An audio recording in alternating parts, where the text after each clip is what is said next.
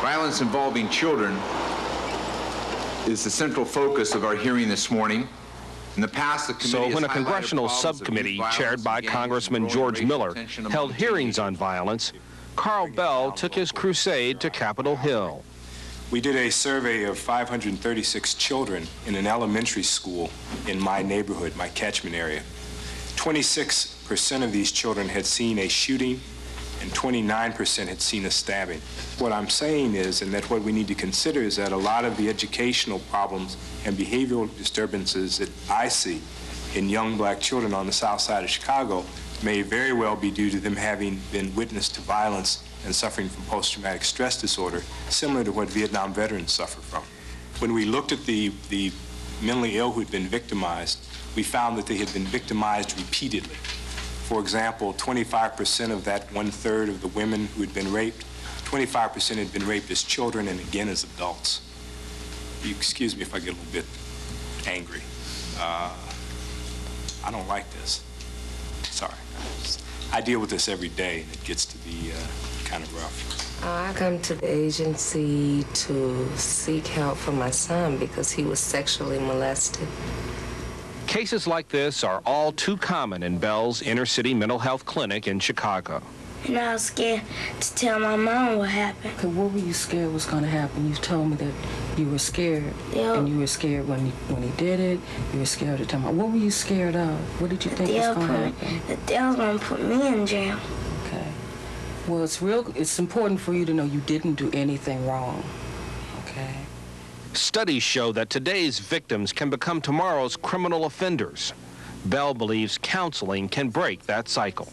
You're not as afraid as you were. You first have to deal with the scars and the damage that the child has, which means you've got to bring it out in the open. And then you have to take all of that energy and hurt and pain that was generated from having been victim or witness of violence and channel it in a constructive fashion, which means either doing things, which means harnessing that violent energy that everybody has. Dr. Carl Bell is himself one who managed to harness the negative energy from teen years filled with violence. I grew up in the streets of Chicago. My brother started a gang. We were in a gang in the west side. We started gangs on the south side. There was a lot of violence going on. I saw somebody get shot. This is the station for inspiration and information. This is WVON 1450 AM on your dial. Talk of Chicago. Now, Bell's unconventional medical practice includes a radio show. Call it an anti-violence outreach program. I think you were speaking about amount of murders. You're talking about a lot of homicides. Homicides. That's right. Like just this week, I think, a young man was beaten to death by the police. Let me just add some information here. For the past 10 years, there have been about 365 police shootings per year that wind up in a death.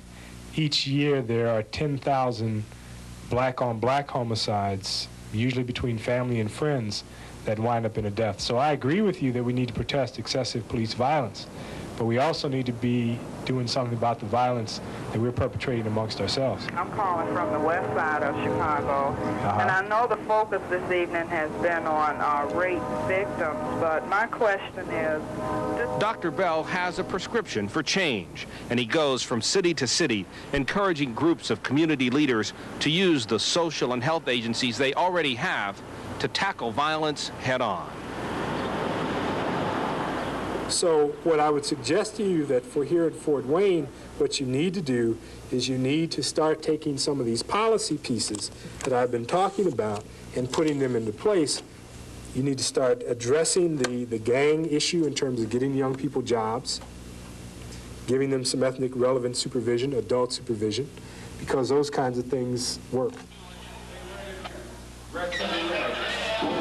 Carl Bell believes violence can be stopped, but it takes more than counseling and more than expensive social programs.